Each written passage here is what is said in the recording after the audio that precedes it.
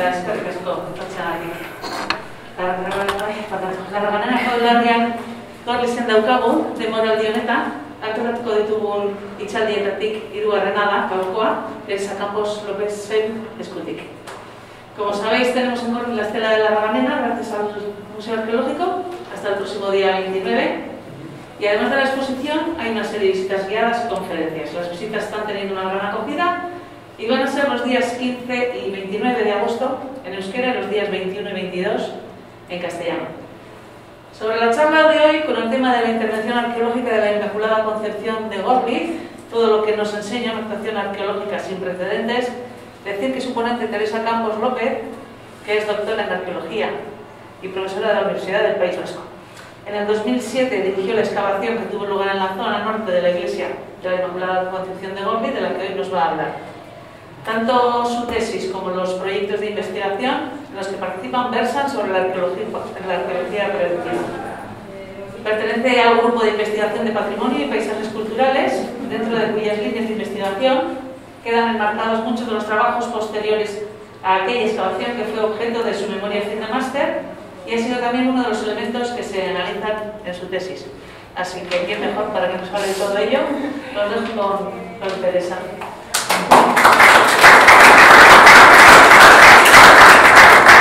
Bueno, hasi baino lehen, gustatuko litzaidake eskertzea alde batetik Gorlizko udalari eta turismo bulegoari aukera hau emateagatik. Ni behintzat egin genuen indusketa hori Gorlizen bertan, nire etxeetan izan zen puntu fundamental bat edo gero nire karrera profesionalentzako edo, eta beti egon naiz, horrelako harreman edo lotura polita eta estua izan dut Gorlizekin. Eta, orokorrean egin dudan esan da, erderaz emango dut hitzaldia, batez ere ez luzatxe aldera. Bestela ni gai naiz luzatzeko, bai. Eta, pixka bat egin dudan esan da, aurkezpena edo PowerPointa euskeraz prestatu, baina, klaro, ni joango naiz horrekin batera erderaz azaltzen. Osea, galderarik edo baldin badago, gero izango dugu, bai, aukera, horri buruz hitz egiteko, edo hori momentu hori heltzen denean, niri berdin zait, gazteleraz edo euskeraz egitea, bale? Bueno, besterik ez, hasiko gara, barkatu atxerepen txiki horrengatik, bai? Baina, cosa del directo, bai? Bueno, hasiko gara. Un poco voy a explicaros cómo he organizado esta charla, ¿vale? Lo primero que vamos a ver es en qué consistió nuestro trabajo.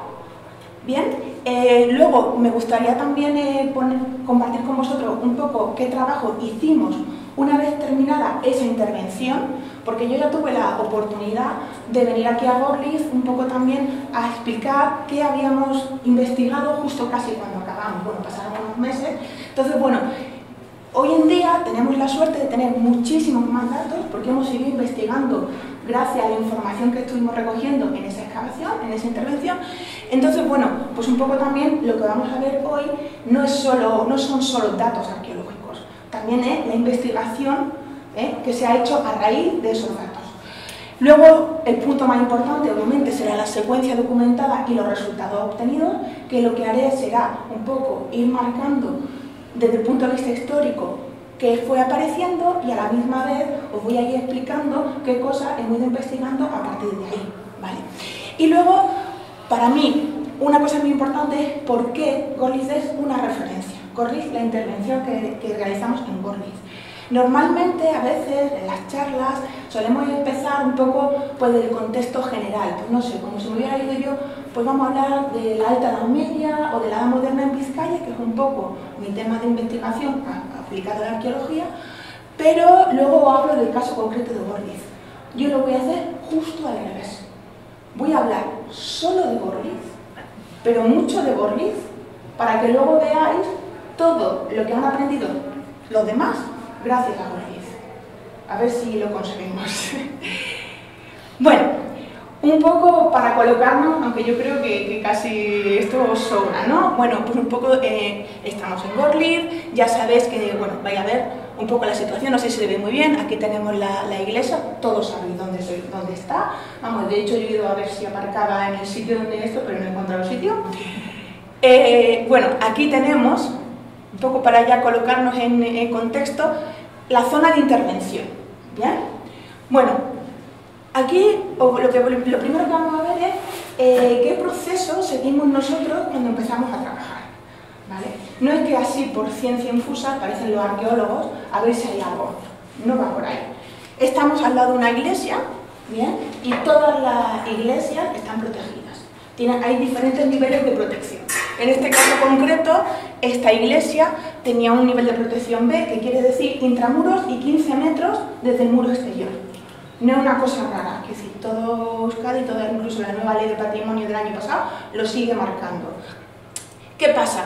Bueno, pues que en 2006, como se iba a hacer esta obra de adecuación, como todos sabéis, aquí había una zona que estaba mucho más alta en Peralte, ¿no? Supongo que muchos lo recordaréis. Entonces, bueno, la idea era unir un poco el ayuntamiento con la parte de aquí de la policía, del Chancova, y que quedara pues un poco más rebajado, ¿no? Entonces, bueno, como iba a haber un desmonte de tierra que podía afectar a una zona protegida desde el punto de vista arqueológico, por eso se hicieron 3 sondeos.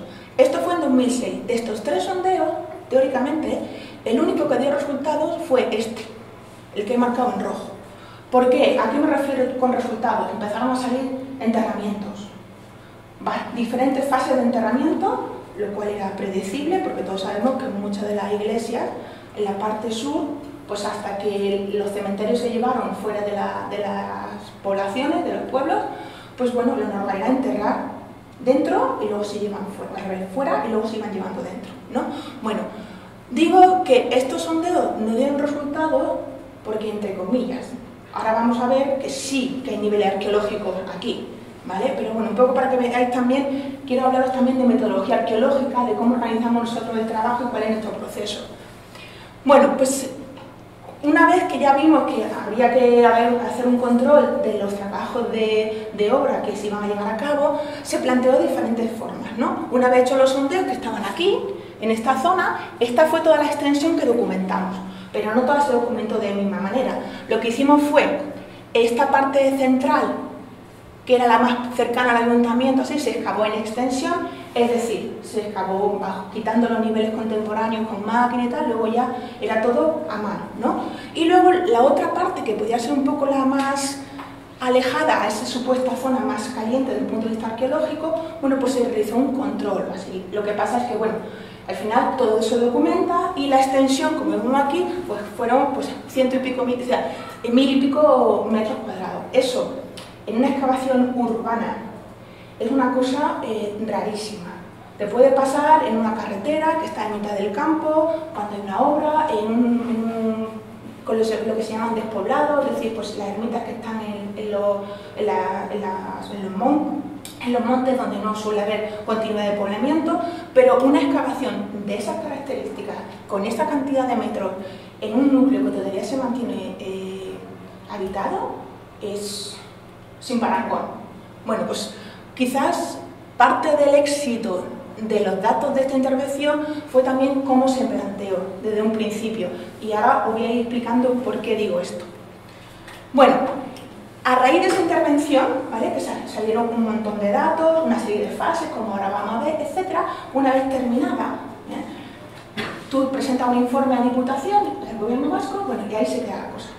Sin embargo, siempre tuvimos mucho apoyo a la hora de, bueno, siempre nos dimos cuenta y también recibimos apoyo tanto de Diputación como de la universidad para que esos resultados, que eran un contexto muy interesante, bueno, pues un poco también siguiéramos investigando ya más el laboratorio. Entonces, a raíz de ahí, pues bueno, pues realizamos diferentes acciones, ¿no? Por ejemplo, en 2011 tuvimos la suerte, bueno, de conseguir una subvención de la Diputación que nos permitió investigar, tanto generar una documentación gráfica de toda la fase, de todo lo que fue la intervención, como realizar diferentes dataciones con carbono 14. Especialmente teníamos la suerte de tener muchos enterramientos, con lo cual fuimos directos a diferentes huesos, ¿no?, o individuos que nos iban a facilitar o nos iban a concretar algunas dudas de periodo o de fechación que podíamos tener. Luego también hicimos estudio antropológico de bastantes individuos, pues si salieron unos 400 y pico, pues casi 90, que no está nada mal. Y luego también llevamos a cabo un estudio numismático y de circulación monetaria, que es bastante interesante porque nos resultaba bastante, desde el punto de vista de la investigación, que monedas aparecen en todos los yacimientos, en todas las intervenciones, es una cosa normal. Pero tenerlas en contexto funerario, desde el punto de vista arqueológico, concreta, o sea, muy encogida en el contexto arqueológico, en el registro arqueológico. Algunas de ellas, como vamos a ver luego, con una relación directa con el individuo, porque fuimos cavando buscando eso. Y bueno, eso nos permitió, o nos ha permitido, seguir investigando en esto, sobre esto también vamos a hablar ahora, y también nos llevó, bueno, un grupo de compañeras que nos juntamos y estuvimos también investigando sobre circulación monetaria de moneda cristiana medieval y en el norte de la península, pues no hay bastante trabajo. Entonces, bueno, pues también fue una forma de abrir un poco ese ámbito de investigación. Luego, bueno, como veis, pues algunos congresos de numismática, el trabajo que hemos ya referido, en el que me centré especialmente en la parte alto medieval, como ahora vamos a ver. Luego, muy interesante porque voy a hablar también de la cerámica y van a entender por qué cito este artículo en el que, bueno, habla de producciones de productos y patrones de consumo generales, sobre todo a nivel de Euskadi, pero en este artículo Gorliz tiene un peso primordial, pues lo explicaré. Y luego, bueno, pues también pues, diferentes capítulos de libros en los que hemos investigado, en este caso concreto, un ejemplo que vais a ver ahora después, de uno de los enterramientos, uno de los muertos que salió en Gorliz vinculado a una moneda. Y luego, para un futuro, esperamos que todos cumplamos los plazos, pero bueno, supongo que si ya está, sigue, es que bueno, tenemos un libro en la Universidad de Oxford de la editorial Arqueopress, en el que Gorliz, pues en principio, si no hay ningún cambio de edición o de última hora, pues va como un capítulo completo y bueno, un poco lo hemos llamado Gorliz, una aldea, una comunidad campesina. Nos centraremos principalmente en la zona alto medieval, en lo que son los restos o la documentación alto medieval. Pero bueno, como veis, se ha sacado bastante de la excavación y va más allá de ser simplemente una intervención arqueológica. Entonces, lo que voy a intentar es ir describiendo la secuencia desde lo más antiguo a lo más moderno, ¿vale? Y a la vez vamos a ir intercalando no solo datos arqueológicos, sino también datos que hemos derivado o que hemos investigado a partir de esos datos de una excavación, ¿vale? Bueno, pues empieza el viaje. Bueno, lo primero que tenemos que ver es dónde estamos, ¿vale? Localizar un poco, no está la iglesia, no está nada de lo que entendemos. Aquí, no sé si se ve desde el fondo, tenemos un perfil, ¿vale? Como cortado, de la parte de la meseta donde, obviamente, antes de que hicieran el arrase, bueno, el nivelado, cómo sería la meseta aquella, bueno, la diferencia de cota que había en aquella zona. Me interesa esta parte de aquí, ¿vale? Porque nosotros llegamos a la conclusión que es verdad, cuando estuvimos cavando, era como una parte muy plana que no era natural, ¿vale? Entonces, ¿qué pasa? En algún momento concreto del siglo VII hay una serie de personas que deciden que van a adecuar ese espacio, ¿vale? Para pues realizar allí una serie de viviendas.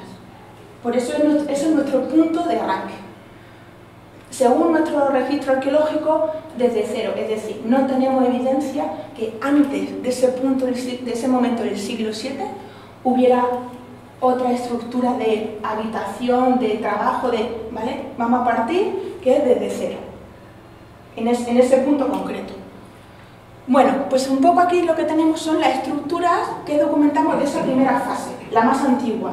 Es un siglo VII. Ahora hay otro mapa que quizás se vea mejor. Esto es simplemente el mapa arqueológico. Aquí tenemos la estructura, las líneas, si se ven desde el fondo, bueno, son hechas por nosotros, ¿vale? Lo único que documentamos fueron agujeritos de poste. Agujeritos de poste son estos agujeritos, ¿lo veis? He puesto la foto porque luego vais a ver la diferencia con otros agujeros de poste de otras fases. Estos de esta primera fase son pequeñitos, de 15 centímetros de diámetro, ¿vale? tenéis que entender que esta es la iglesia, pensar qué tipo de estructuras son. Estamos hablando de una especie de cabañas, ¿vale? Aunque el término cabaña a veces no nos gusta usarlo porque suena como a peyorativo, a como poca cosa, pero no va por ahí el tema. Bueno, tendría una extensión aproximada de media, 15 metros cuadrados, 13 metros cuadrados, bueno, pues una estructura, bueno, aceptable, pero no son inmensas, ¿vale? Bueno, a ver si en esta diapositiva aquí se ve mejor el tema de las estructuras y así, ¿no? Bueno, aquí tendríamos una, aquí tendríamos otra que no conseguimos ver en total porque está la iglesia encima, aquí tenemos otra que también se pierde y aquí tenemos el arranque de otra que también se nos pierde, aquí está el ayuntamiento, ¿vale? Bueno, a ver, no es que vayamos haciendo líneas con los agujeros de poste, también encontramos niveles de uso asociados a esos agujeros, entonces, bueno, tenemos más referencia a la hora de definir cuáles son las estructuras. Pero bueno, en general, lo importante es que estamos viendo diferentes estructuras de hábitat, en nuestra opinión, que no tienen no están alineadas, no forman una calle, están un poco cada una como quiere. Y luego aquí aparece un espacio, marcado en rosa, en el que técnicamente desde el punto de vista arqueológico no hay nada. Pero vamos a ver la evolución del espacio y vamos a entender que a veces el que no haya nada de artefacto también no quiere decir que no sea arqueológicamente interesante. Por eso, cuando estaban aquí estos sondeos que no dieron resultado, entre comillas, sí que lo estaban dando, porque participaban o estaban dentro de un espacio que no ha sido ocupado desde el punto de vista de estructura o de algo, sino que el propio uso de ese espacio era ser un espacio vacío, un espacio de huerto, un espacio de algo. Nosotros estamos llamando en esta fase como una especie de proto-espacio central. Ahora vais a entender por qué. Esta es la segunda fase, ¿vale? En un momento determinado, ya estamos hablando del siglo VIII-IX, hay un cambio radical, se ve, ¿no? Mirad, para que veáis, estamos hablando también de rozas, es decir, de surcos hechos en la roca que les va a servir para colocar el chamizo que les sirve de paredes, ¿vale? Agujeros de poste de mayor entidad que ya necesitan calzos porque si no el tronco, lo que tenga, se les va, ¿vale? Y estas son las estructuras que a lo mejor en este se ve mejor. Hay una diferencia, ¿verdad? Bueno, pues vamos a ver varias diferencias. Por un lado, esto perdura más en el tiempo. Las otras habitaciones son más efímeras. En 40 o 50 años han desaparecido. Estas, sin embargo, estamos hablando que están durando hasta casi 200. ¿Vale? Un periodo, porque hasta la siguiente fase no hablamos de otra cosa. ¿Qué pasa aquí? Tenemos dos estructuras diferentes. Por un lado, esta de aquí arriba, que es rectangular, que es muy especial, y esta de aquí abajo, ¿vale? Que es completamente diferente a las anteriores, para que empecéis a ver los cambios. Y luego, mirad cómo este espacio ya parece más definido. ¿Por qué? Porque esta estructura y esta es que están enfocadas al espacio.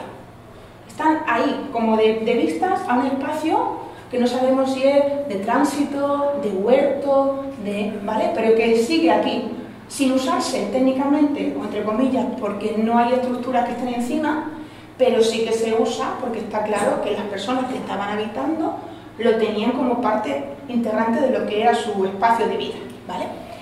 Vamos a ver la estructura de arriba. En esta, que nos faltó la parte un poco de arriba, pues se nos metía en el cantil, esto de aquí que se ve, ¿vale? Este túnel es una zanja contemporánea de una tubería que pasaba por el medio.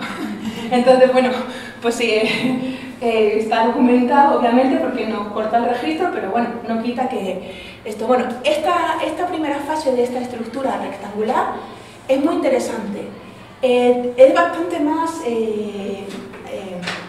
área, estamos hablando ya casi de 40 o 50 metros cuadrados, dividida en dos espacios, uno y otro.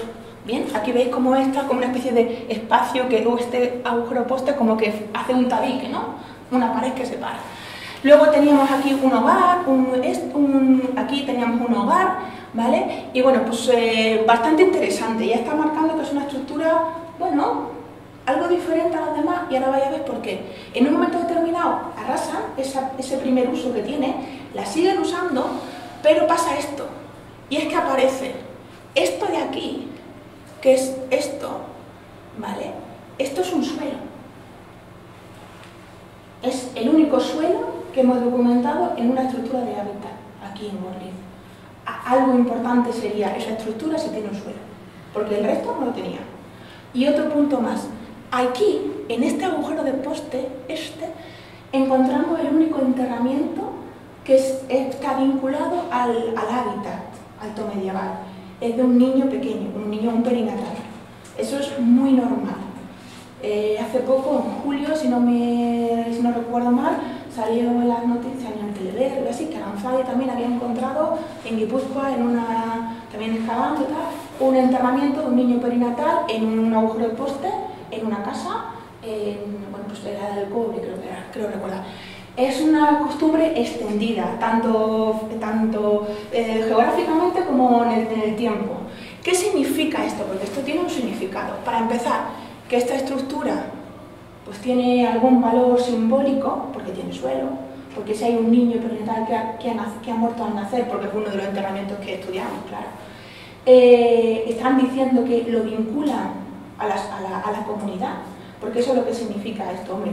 Hay muchas diferentes interpretaciones, pero bueno, estos enterramientos aquí, que están en diferentes culturas, siempre se han identificado como un poco, bueno, pues como siempre hay, si los niños crecen, se vinculan a la comunidad de alguna forma, ¿no? Hay algún rito, forman parte de esa comunidad, pero si el niño nace recién nacido, es difícil vincularlo a la comunidad porque no ha dado tiempo.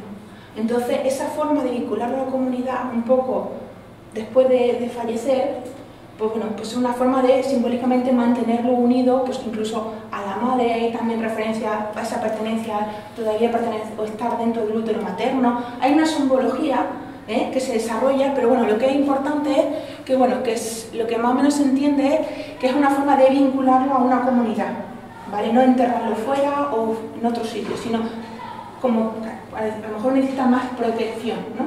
Por fallecer tan joven o lo que sea. Bueno, pues estamos viendo esta estructura que, bueno, que presenta una serie de puntos interesantes desde un punto de vista simbólico especialmente. En la siguiente, que es completamente distinta, ¿bien? Bueno, que me olvidaba, esta, porque luego es muy interesante porque en la bibliografía científica se habla mucho de la longhouse. No sé si la habéis oído alguna vez. Las longhouse son estructuras que vienen desde la prehistoria, que es cualquier estructura así muy grande, en la que bueno, pues ya se entiende que empieza a haber una especie de división social y también del trabajo. Nosotros, con lo que hemos excavado, no podemos llegar a concretar tanto. Desde luego, sí que proponemos, con los datos que tenemos, con el suelo, con la parte excavada, con el tema del enterramiento, estudiando y viendo muchos paralelos, que podríamos estar cerca o delante de una estructura de ese calibre, de esa tipología, ¿vale? Pero bueno, nos queda un poco ahí en el aire. Sin embargo, la siguiente es completamente diferente. Vemos que sí que mira ese espacio central, que ya se está marcando bastante, y tiene diferencias. Por ejemplo, esto de aquí gris, estas zonas grises más grandes son esas rozas hechas en la roca que están como dirigiendo la pared, ¿vale? Pues ya estamos hablando de diferente tipología. Luego veis que tiene algún agujerito en el centro y eso significa que son estructuras mucho más potentes desde el punto de vista arquitectónico, o sea, tienen una techumbre más pesada, entonces necesitará paredes que soporten más peso. Estamos hablando de estructuras mucho más desarrolladas. Luego, esta parte de aquí que hemos marcado en azul, pensamos que es un patio o un corral, alguna zona que estaba vallada y que servía, pues puede ser para animales o pero de luego dentro de la casa. Y luego esta zona de aquí que se nos quedó porque estaba cortada ya por los enterramientos, por paralelo entendemos que es una parte de acceso a la casa, un pórtico así. Hay paralelos, en Aistra, en Zagalla, si no me equivoco, hay estructuras parecidas y que presentan este tipo de pórtico de acceso. Como veis, ya vamos cambiando bastante lo que es la fisonomía de estas habitaciones. Mirad, aquí un poco, bueno, los paralelos que hemos visto de esta estructura. Esta es la nuestra, esta sería una longhouse que se documentó en en Vitoria, los primeros niveles de Vitoria-Gasteiz, en la catedral, y esta otra de Aistra. Como veis, pues bueno, hay cosas que nos indican que bueno, podemos estar delante de esa estructura y bueno, siempre buscamos también qué sale, qué hay, qué cronología, para ver también qué tenemos nosotros, ¿no? Bueno, esta sería la tercera fase. Esto ya cambia completamente. Estamos en el siglo X, primera mitad del siglo X, ¿vale? Porque la segunda mitad es otra cosa. La primera mitad del siglo X, como veis, empieza a haber aquí ya mucho más lío. ¿Qué tenemos? Tenemos una estructura enorme, que es esta. Mirad qué agujeros de poste. O sea, aquí estamos hablando ya de 1 metro de diámetro. Obviamente no existe tronco de árbol de 1 metro de diámetro. Estamos hablando de tronco de árbol de un diámetro potente, que luego va con una serie de calzos bastante potentes que lo encajan. Por eso los agujeros que deja la huella son de 1 metro o, ¿vale? O sea, estamos hablando que hemos empezado en la primera fase con 15 centímetros y llevamos por 1 metro. Este agujero central, obviamente, lo que está sustentando es la cubierta, porque una estructura de estas dimensiones tan grandes, el techo, la cubierta no le da para que se sostenga sola. ¿Vale? O sea, ya estamos viendo cómo van avanzando y cómo es mucho más complejo. Más cosas que tenemos aquí. Estas estructuras pequeñas, no lo hemos identificado como vivienda o zona, sino más bien como graneros en alto, un proto-hórreo si queréis. Porque son agujeritos muy pequeños que seguramente eran para guardar grano o alimento, pero en alto. Me diréis, ya claro, ¿por qué en alto? No, pues porque lo más normal hubiera sido que una de las cosas que pasa en Görlitz y que no documentamos son los silos. No sé si sabéis los silos, ¿qué son? Los silos son agujeros en la tierra para guardar grano. Esos son comunes desde el Neolítico hasta la Edad Media, ¿vale? Es lo más normal. Sin embargo, en Görlitz, mira que excavamos una extensión grande, no documentamos ninguno. No quiere decir que no esté debajo de la iglesia, lo que no lo hemos visto, ¿vale? Entonces, es raro que no tengan estructura asociada a esas viviendas para guardar esa producción excedente de grano, ¿vale? Pero no solamente para comer, sino también para las cosechas, etc. Y además, luego si tenemos en cuenta que vamos a hablar de una comunidad bastante sin que haya señas claras de una élite, ¿vale? Ahora lo vemos. Pues bueno, un poco veis ya está cómo está cambiando completamente el panorama, ¿bien? Desde donde hemos empezado, la primera mitad del siglo X.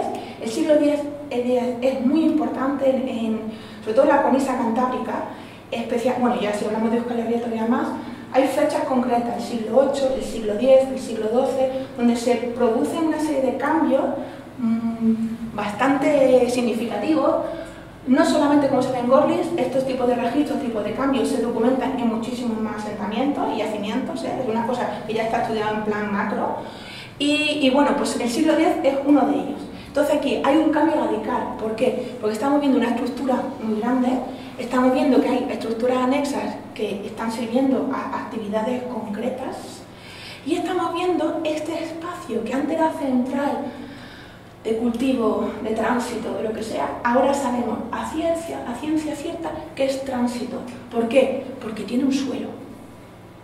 Nosotros excavando le decíamos la plaza, imaginaros.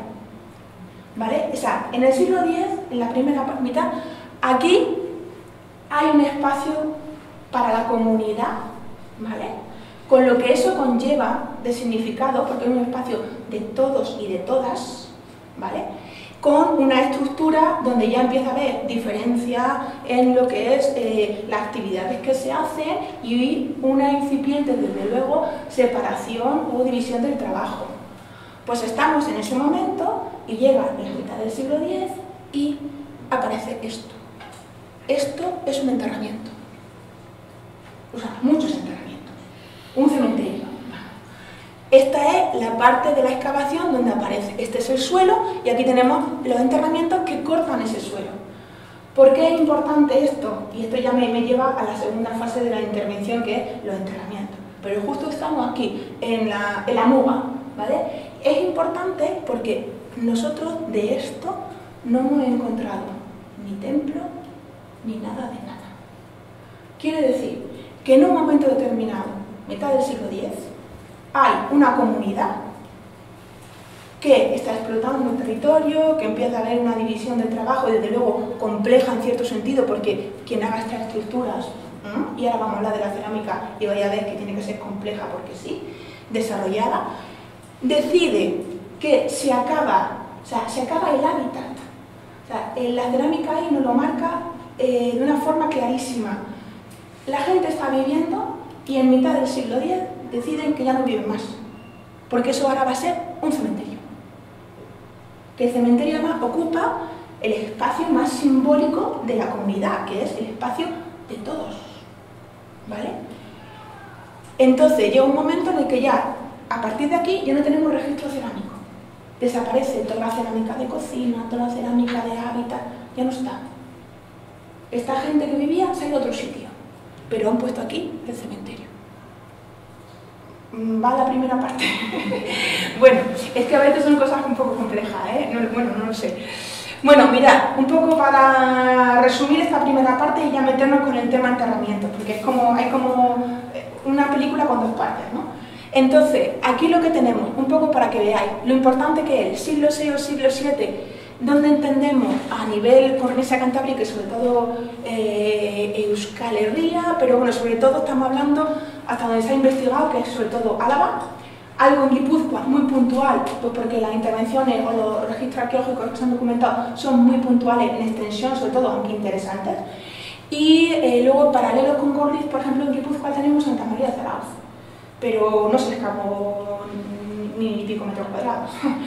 Entonces, bueno, pues tenemos aquí Zaballa, La Irilla, que presentan paralelismos con Gorliz, pero Gorliz, a pesar de ser casi el único ejemplo en Vizcaya, porque no hay otra intervención de estas características, casi en la Cornisa Cantábrica, y con esta cronología y con un registro cerámico tan interesante, Gorliz está siendo la que marca un poco ha ido afianzando ciertas hipótesis que se están desarrollando en Álava, pero la que un poco ha marcado ya es decir, no, hasta aquí, esto va así, esto va así, ¿vale? Bueno, seguimos. Un poco para que veáis el concepto del espacio central que hemos estado viendo, la evolución, cómo empieza en un protoespacio ahí, que las casas iba cada una un poco por su lado. Luego la cosa ya empieza, ya me fijo más. Luego ya desde luego lo está condicionando cuando llega el último momento, que es el tema del cementerio, ¿vale? Es muy interesante e importante, creo yo. Bueno, ahora hablamos del paralelo. Esto es la cerámica. En Gorliz la cerámica no me quiero centrar demasiado porque bueno, soy una experta en cerámica, pero sí que me parece que hay puntos interesantes, sobre todo a raíz del artículo de Azcárate y de Solán, que lo desarrollaron espectacularmente. Podemos hablar de dos momentos. Uno, una primera parte asociada a estos siglos 7 y 9, ¿vale? Que se ve una vajilla, pues un poco más de cocina, como decimos nosotros. Pues eso, olla, cosas más de cocinar y más, muchos lo encontrábamos quemados, o sea, había estado al fuego, o sea, de uso, ¿vale? Sin embargo, en el siglo X hay un cambio y aparecen otras piezas mucho más esmeradas, mucho más detalladas, con pintura y tal, como más de decoración, ¿vale? Para que me podáis entender. Pero donde quiero ir, puede ser lo normal, pero donde quiero ir es al detalle, o por qué Gorliz, o el registro cerámico de Gorliz es interesante. Bueno, es por una serie de piezas. Estas serían unas piezas características de aquí de Gorliz, sobre todo esta ollita, que bueno, pues son de la primera fase, ¿no? Pero estas son las típicas de Gorliz. ¿Por qué? Estas y esta, que no sé si se ve bien, pero fijaros aquí, lo que tienen es esta decoración, y esta decoración es digitalización, o sea, son los dedos puestos así, ¿vale? Vale. Estas piezas y el registro cerámico de Gorliz ha hecho saltar por los aires muchas cosas que se daban por supuestas a nivel País Vasco sobre todo. ¿Por qué? Porque aquí hay diferentes tipos de piezas. Normalmente siempre se ha pensado que las pastas, este tipo de pastas que se ven como más groseras, más burdas, pues son las que se hacían en talleres pequeños en plan consumo. Pues claro, pues que yo necesito una ollita, viene el de enfrente que tiene el tallercito y me lo hace, pero para andar por casa. Otra cosa es si yo quiero curármelo con un torno y tal, porque luego la voy a llevar a otro sitio, más tipo comercial. Eso sería ya una fase 10, o sea, el siglo X, una cosa así, esas piezas. Pero esta, que hasta la fecha todos pensábamos que, bueno, que la cerámica que llamamos nosotros grosera, es más de andar por casa y que te la hace y es para consumo propio, ¿no?, de casa, pues resulta que las piezas de Görlitz empezaron a marcar que había un porcentaje enorme de este tipo de ollas. De cerámica así grosera, que bueno, muy típica, pues característica de este yacimiento, pero ya. Pero es que resulta que hemos encontrado la misma producción con pastas de lujo, más decantadas, más finas, la misma pieza. Pero es que no te lo pierdas, que es que en Álava también. Pues ¿qué pasa? Pues que no hemos dado cuenta que eso que teníamos asumido, que esa cerámica grosera era un poco de andar por casa y que bueno, pues que era para consumo por lo típico, pues resulta que no, que están lo suficientemente desarrollados desde el punto de vista técnico esta comunidad, que en este caso vive en Görlitz, como para que ser capaces de darle al cliente lo que solicita. Y entonces son la misma tipología de olla en diferentes producciones cerámicas. Y encima se la están llevando fuera. Estamos hablando del siglo VII, del VIII, del IX. Eso ha hecho hacer así a un par de tesis que yo sepa. Pero bueno, para eso está la investigación. Para cosas que tú das con unos datos, con un registro, que luego, si afortunadamente podamos seguir trabajando y podamos decir, oye, donde dije esto, parece ser que esto es más complejo. A ver, ¿dónde nos lleva todo esto? Ahora ya que me metéis con los enterramientos, que otra película. A que estamos hablando de una alta edad media donde siempre hemos pensado que casi recién bajado de los árboles, pero que no es así.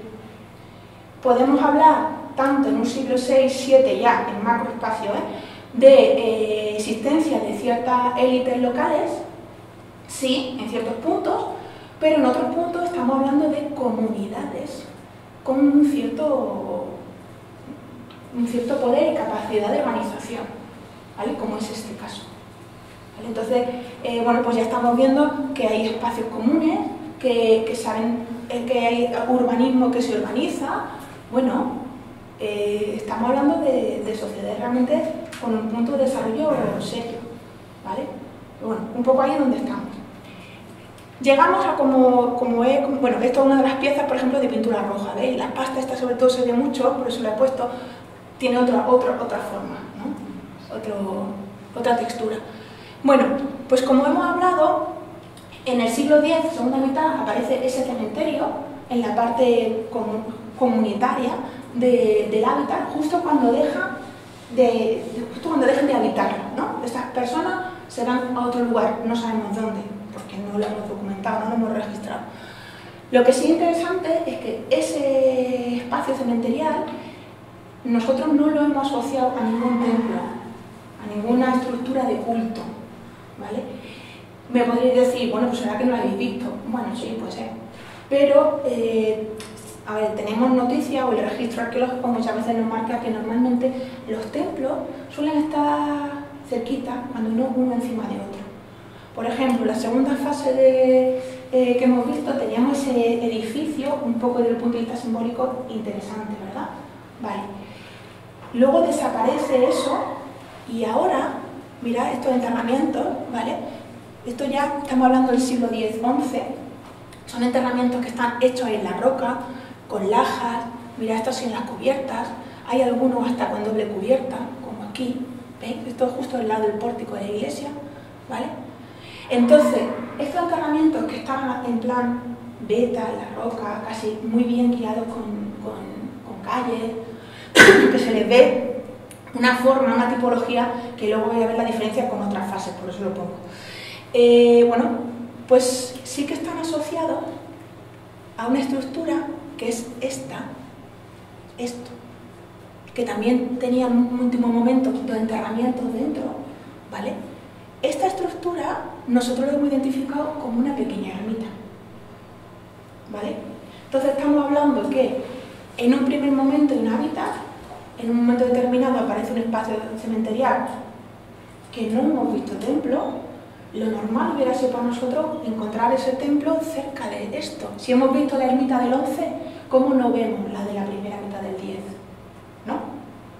Bueno, pues estos enterramientos sí que están asociados a esta ermita. están perfectamente alineados. Bueno, normalmente los enterramientos suelen seguir pues un poco este-oeste, pero sobre todo la cabecera de la ermita, al sur, o sea, típico. Entonces, ya estamos viendo cómo hay cambios. Hay una sociedad, hay una comunidad que desaparece, que se va a otro sitio, que hay un cementerio que ocupa ese espacio que era el más importante como comunidad, porque era el de toda la comunidad, y en un momento determinado del siglo XI, la iglesia, una ermita, aparece, ¡pum!, ahí. Y sigue reutilizando como espacio cementerial un espacio que la comunidad ya tenía, ¿no? O que tenía en su subconsciente, ¿no?, en su memoria. Bueno, pues a partir de aquí ya cambia la peli. Siempre va a haber una ermita o un templo, entonces ya un poco más la película que conocemos todos y todas, ¿vale? Bueno, pues esta estructura es la que nosotros hemos identificado con una pequeña ermita, por su solería, tenía aquí un arranque en las paredes, o sea, bastante interesante, ¿vale? Estamos hablando ya de un siglo X, XI sobre todo. El 11 con la ermita concuerda perfectamente con otros registros de la cornisa cantábrica y del País Vasco, o sea, es lo normal. Aquí la introducción del cristianismo fue un proceso muy lento y incluso hasta podemos decir que tardío. Pero bueno, ahora vamos a ver más cosas que vamos a hablar sobre eso también. Bueno, aquí tenemos otra fase, ¿vale? Seguir viendo cómo aparecen estos enterramientos, ¿vale? Bueno, veis cómo siguen siendo un poco más, pues eso, todo en roca, con calles. Esto que se ve aquí es la veta de la roca hecha, o sea, están marcando las calles perfectamente. Luego se van a tener algún punto, algunos de ellos, los que se han conservado, algún tipo de piedra o algo así para marcar dónde estaban, etcétera, ¿vale? Y luego muy interesante también, para no ver la diferencia, es que normalmente personas o difuntos por enterramiento. El tema de las reutilizaciones y cosas de ese tipo aparece después, aparece en esta fase, ¿vale? Esta fase, que es del siglo XII, XIV aproximadamente, si podemos verla, he puesto esta foto un poco para que veáis cómo ya no se ve tanto la roca, ¿vale? Yo voy casi en sentido contrario a la excavación, ¿no? Pero, entonces ahora ya no se ve tanto la roca, veis que aquí se nota mucho más arena y tal. Estos son tumbas mucho más hechas en arena, en tierra, ¿vale? En tierra, ¿vale? En esta fase y la siguiente también se ven, dentro de cada fase hay como dos subfases diferentes, o sea, hay en tierra, ¿eh? Y bueno, veis como aquí ya no se ve tanto, o sea, las lajas, la tipología cambia, ha cambiado la tipología y también cambia cómo se entierran. ¿Por qué? Porque vamos a ver muchísimas reutilizaciones, pues si no, o sea, si ven que no les cabe un muerto porque ahí no echan para atrás y ponen, o sea, es bastante más complicado todo, ¿vale? Siglo XII y XIII especialmente también van a ser unos siglos muy interesantes. Pensad un poco que estamos ya, por ejemplo, cuando aparece la primera mención de Gorliz en la refundación de Plencia, ¿no? Ya estamos un poco que podemos tener hasta datos históricos, ¿no? Más o menos estamos en esa fase, siglo XIII o así, pues bueno, ya empieza a haber cierta referencia. Luego también, ¿qué tenemos? El siglo XII-XIII en el País Vasco es muy interesante desde el punto de vista del desarrollo o de cómo el cristianismo va cogiendo peso, ¿eh? Y cómo se produce un proceso de recentralización donde hay muchas ermitas o poblamientos que acaba abandonado y otros núcleos pues, tienen más población. Este proceso acabará con la formación de las villas, para que veáis en qué contexto estamos metidos, ¿no? Bueno, pues en esta fase tenemos muchísimos más enterramientos y un detalle es este, ¿vale? Que asociado a esta fase encontramos un horno de campana.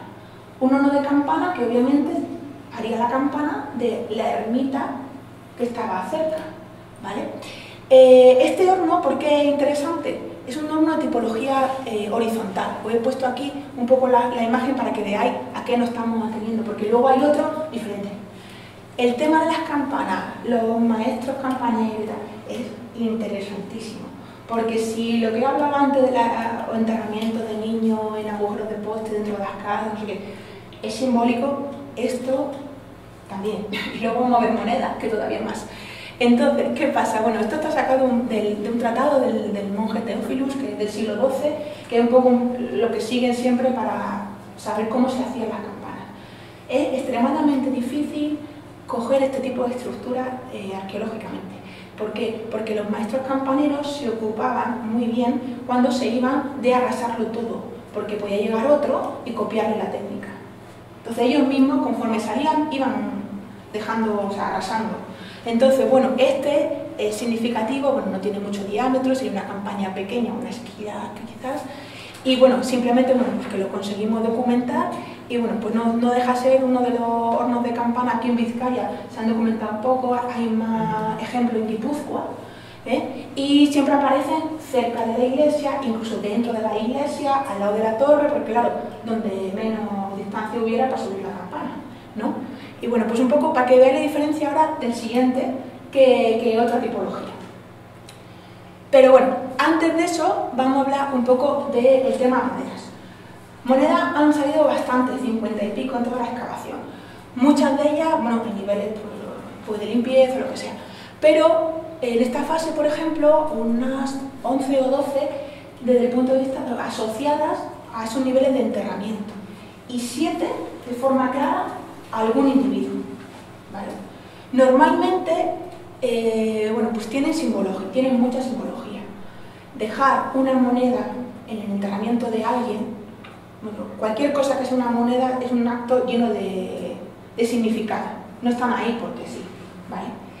Entonces, bueno, pues a nosotras nos resultó muy interesante, sobre todo haber tenido la suerte de poder documentarlo arqueológicamente muy bien y tener ese número de piezas de forma que sabíamos dónde estaban, en qué posición, porque a veces es interesante, no es lo mismo que esté encima de, bueno, del ataúd o de la parihuela, o porque a veces dicen que las dejan encima del ataúd o de la parihuela para pagar los oficios, puede haber referencia que están dentro pues puestos en las manos, a veces otras no aparecen en el relleno que no sabemos de dónde vienen, pues bueno, ya no hay tanta posibilidad de asociar una forma tan concreta. Puede estar movida, pero bueno, tuvimos bastante suerte a la hora de tener varios ejemplares que estarían perfectamente donde estaban. A veces no nos aparece la moneda porque ha desaparecido, pero sí que nos aparece la mancha de cobre, a lo mejor en el tórax aquí, si la han tenido aquí pues se le queda depositada o así, ¿vale? Bueno, estos son algunos de los ejemplos de esta fase, la siguiente fase también había, pero bueno, esta fue o ha sido la que más juego nos ha dado. Algunos de los ejemplos de esos 7 que localizamos desde el punto de vista con registro arqueológico, vamos, maravillosamente bien documentadas. Y aquí tenemos algunos de los ejemplos o de las investigaciones que hemos hecho o que hemos intentado averiguar, pues bueno, ¿por qué colocaba la gente, sobre todo estamos hablando del siglo XII, XIII especialmente, ¿vale? Nos hemos centrado en esa época. Y ahora, bueno, es que tenemos un ejemplo concreto, una cosa especial, y por eso nos centramos en esa época. Pero bueno, un poco vamos a hablar de estas 3 supuestas hipótesis o explicaciones. Por un lado tenemos el purgatorio, ¿vale? Es que en el siglo XIII, sobre todo, es cuando se desarrolla ese concepto de purgatorio. Ya en pie se sabía o se hablaba de la existencia del purgatorio, pero en el siglo XIII es cuando coge realmente entidad. Entonces, se pensaba que, bueno, que esa moneda introducida en el ataúd o con el difunto podía ser para pagar ese purgatorio, etcétera, ¿no? También es en ese momento del siglo XIII cuando empieza a darse también el tema del cálculo comercial. Entonces aparece la identificación esa de tengo, o sea, tantas penas, tanto pagas. Aparece en ese momento. Entonces, bueno, lo del purgatorio sería una buena explicación. Pero claro, que el purgatorio, enterramientos con niños, con monedas, como pasa en Gorliz o en Ereño, no tendría mucha explicación, porque se supone que ellos pues no tendrían por qué pasar por el purgatorio, ¿no? Bueno, luego tenemos también el tema de la extremaunción. Debía ser un sacramento bastante caro y bueno, pues a lo mejor personas que no habían llegado a ese momento o a ese sacramento, pues quizá la introducción de las monedas podría ser como una opción, ¿no? Sin embargo, no está tan claro, ¿vale? Porque no tendríamos por qué hablar, a lo mejor, bueno, pues qué tipo de moneda o cómo. Sin embargo, nosotras no hemos ido más hacia la idea de la moneda en su simbología, en su iconografía y en su localización, ¿vale? Y es por donde voy. Tenemos también el tema del óvulo de Caronte. Supongo que conocéis la historia, desde época griega, el óvulo de Caronte era un óvulo con el que los griegos pagaban al barquero que le llevaba al mundo de los muertos, pasando por la laguna Estigia, etc. Y bueno, pues un poco ahí, esas son hipótesis. Y nosotros hemos trabajado con este enterramiento, que era el 120, que era una mujer, y que tenía una moneda aquí en la boca, ¿vale? Es una cosa que no voy a decir que sale siempre, pero bueno, común. Y bueno, pues a nosotros nos empezó a interesar este tema y empezamos a investigar. ¿Qué ha pasado? Que hemos llegado hemos estado investigando y hemos derivado, hemos intentado poner una serie de hipótesis. Por ejemplo, el óvulo de Caronte, esa idea, y siempre que sale una persona con un entrenamiento de una moneda en la boca, decimos, el óvulo de Caronte.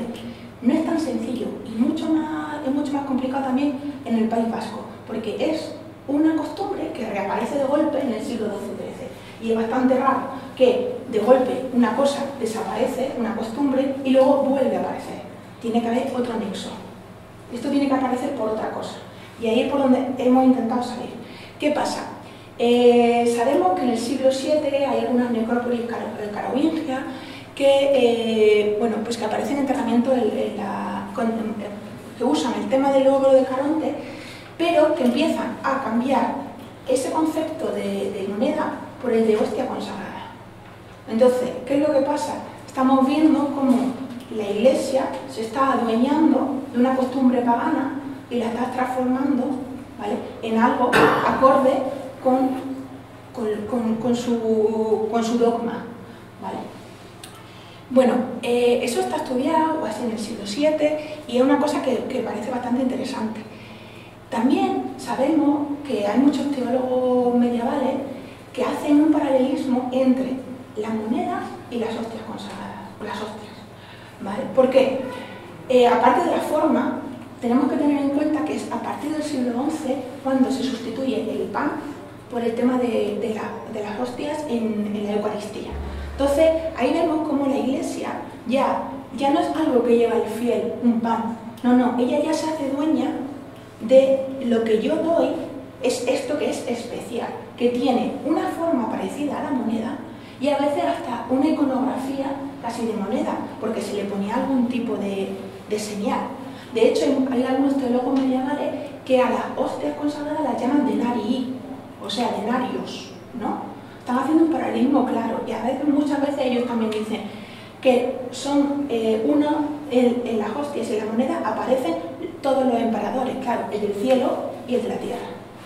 Y no deja de tener también un poco de juego esta iconografía o esta simbología, porque tú estás casi asumiendo cómo Jesús se redime por nuestros pecados con una forma casi de moneda y que luego fue sacrificado por 30 de esas monedas. Está haciendo un juego también que muchos de los teólogos medievales ya se dieron cuenta de esto, ¿vale? Si a esto unimos el tema de la iconografía, como puede ser en este ejemplar concreto, que es un dinero de Tern de Jaime I, este es el que tenemos nosotros, ¿vale? Restaurado y tal. Este es uno que yo he sacado de Cataluña, del museo, pero bueno, es el mismo, el mismo cuño, de la misma ceca y del mismo año, ¿vale? Fijaros en la cruz, es una cruz patral. También hay referencia, por ejemplo en Ireño aparecen estelas con esta simbología, con esta iconografía, ¿vale? Entonces, nuestro planteamiento es que lo que están promoviendo ahora es una vinculación al rito cristiano, cuando cada vez más la Eucaristía y los ritos funerarios van de la mano, ¿vale? De forma que es un paralelismo con esas hostias que lo que yo utilizo para enterrarme. Y muchas veces son monedas de poco valor. ¿Por qué? Porque siempre ha habido el criterio de las monedas buenas y las monedas malas. Si tú pones una moneda buena de mucho valor, pueden vincularte que eso que tú te tienes que morir, pero con cierta pobreza, porque si no parece que es algo como de usura. Entonces estas monedas de poco valor son las que se usan no por el valor, sino quizás por la iconografía. Y otro punto interesante que también vimos, pero eso sí que sería una línea de investigación bastante potente, pero es que, por ejemplo, esta mujer tenía una enfermedad degenerativa en un avanzado estado de evolución. Y en Ereño pasa lo mismo. También hay otro caso, ¿vale? Y muchas de las monedas que aparecen están más vinculadas a mujeres y a niños que a individuos que son hombres. Quizás pues porque las mujeres o niños necesitan más protección, quizás porque están más vinculados a esa simbología, a ese espacio quizás con ritos precristianos. Bueno, son hipótesis y líneas de investigación que quedan por hablar y por estudiar, esperemos. Bueno, seguimos. Pasamos al siglo XV, siglo XVI, como veis, aquí también volvemos a ver un poco de enterramientos y tal, y aquí lo que tenemos, por ejemplo, interesante es otro horno de campana. Bueno, aquí tenemos un muro expoliado, ¿vale? Expoliado quiere decir que tenemos la huella de que ahí hubo algún muro, entendemos que de alguna estructura de culto, no la iglesia de ahora, porque esta, como bien explicará María José el próximo día, creo que la próxima charla, es relativamente actual. Pero antes de esta ha habido más templos, más edificios. Entonces, bueno, aquí hubo algo que obviamente reutilizaron los sillares para utilizarlo en otro posterior. Lamentablemente no conseguimos descifrar si estábamos hablando de un dentro de la iglesia aquí, un exterior fuera aquí, porque no tuvimos datos suficientes. Pero sí que fuimos capaces de ver en esta fase y en la siguiente algunos muros que habían existido, pero pues, lamentablemente no estaban. Más cosas que tenemos aquí. Esto es un osario. Unos 50 y pico individuos. Nada raro. Simplemente, bueno, aquí alguna concentración de cráneos o así, pero bueno, es bastante normal. Tener en cuenta que estamos hablando que siguen reutilizando muchas veces, mucho tiempo, el espacio cementerial y que, bueno, pues que la relación que tenían estas personas, o las personas que vivían en Gorlin en ese momento, con la muerte, no es la misma que tenemos nosotros. Nosotros entendemos la muerte desde que llevar los cementerios fuera, pues creo que fue Isabel II, con un poco heredero de la Revolución Francesa y de estos temas de más higiénico, todo y tal. Cuando lo llevamos fuera de los núcleos de población, casi que la muerte la tenemos fuera. Una cosa que está lejos, no la tenemos, no forma parte de la vida. Pero, sin embargo, estas personas, incluso si vemos, bueno, no es el caso de Gorlitz porque no hemos podido documentar ninguna iglesia así, pero bueno, en otras intervenciones que sí se han hecho dentro de iglesias y tal, pues que la relación con la muerte es mucho más diaria. Entonces, a nosotros ahora mismo nos da una cosa ver esto, los osarios, o cómo tratan los enterramientos de, no tengo hueco, quito y pongo otro. Y en aquel momento, pues que la forma que tenía de entender pues esa relación es completamente diferente, porque bueno, pues que es que formaba mucho más parte de la vida, ¿no? Entonces, bueno, este tipo de cosas pues es normal, cuando no en los niveles superiores todo revuelto, ¿no? Pero bueno, más cosas. En esta fase tenemos otro horno de campana. Este sí es bastante más potente, más grande. A ver si se ve. Bueno, esta es la parte, lo que he sacado para que lo veáis. Este sería donde está la peana, ¿vale? Donde está la campana. Aquí es el horno donde funden el metal. Subiría de aquí a aquí, ¿vale? Y aquí tenemos una balsa, que yo he puesto que es una balsa de agua, ¿vale? Porque en muchas de las intervenciones, sobre todo en Guipúzcoa, que se han hecho, aparecen balsas que pueden ser de agua. Pero nosotras siempre hemos tenido la duda de si esto era una balsa de agua, porque era una especie de fosa, una de agujero en la tierra, pero que nunca nos pareció que pudiera contener agua, por otra cosa porque se iba a filtrar, ¿vale? Entonces, luego investigando un poco el proceso y la simbología de las campanas y todo esto, llegamos a la conclusión, o leímos, que había sitios donde la gente llevaba cobre y monedas de cobre, que aquí encontramos también, al sitio donde hacían la campana, porque era como que todos participaban de la campana. También, como pasa con las monedas o ha pasado con algunas estructuras, las campanas tienen ese significado. bueno, sin deciros sin más que las bautizan, o sea, tienen un significado mágico, un significado de hasta donde llega el sonido de la campana me llega al pueblo, que realmente es interesantísimo. Y el tema de los maestros campaneros, cómo hacen las campanas, es altamente interesante. Entonces nosotras estuvimos pensando y de hecho empezamos a elaborar un artículo, pero todavía no hemos publicado, no hemos llegado todavía. Bueno, pues que a ver, posiblemente esta estructura como algún sitio donde iban a dejar elementos, o bueno, pues vasija o moneda, ¿vale?, que luego pudieran usar para fundir ese cobre y participar de la campana, ¿vale? Porque tened en cuenta que la campana no era ahora mismo un elemento religioso exclusivamente, ya casi en algunos sitios ni eso, porque ni están. Pero antes eran los elementos que avisaban del fuego, que avisaban de un nacimiento, que avisaban de todo. Entonces, claro, mayor vinculación que con una campana y con el sonido de la campana no había, ¿vale? Bueno, un poco el esquema para que se viera, porque a veces ver lo que te queda es difícil de entender el proceso. Esto sería la peana, lo que hemos visto, ¿vale? Y este es el horno. El horno se llama reverberero, pues porque cuando sube el calor rebota en las paredes, o sea, el procedimiento. Desde luego es más complejo, y más desde el punto de vista técnico, más desarrollado que el anterior. Por eso es un proceso que, bueno, aparece siglos más tarde, ¿no? Bueno, un poco, esta foto también la he puesto para que os hagáis la idea de cómo tenía que ser. ¿Veis la campana? Está enterrada en la tierra, ¿vale? Y bueno, pues nosotros hemos encontrado bastante menos que eso, pero bueno, en su momento esto tuvo que ser algo así. Este era el proceso. Bueno. Y ya, bueno, como veis, ya estamos llegando casi al nivel de la calle. Y aquí ya lo que vemos es muchísimo menos enterramiento. Estamos hablando ya del siglo XVIII, he puesto XIII, pero que no, siglo XIX, perdón.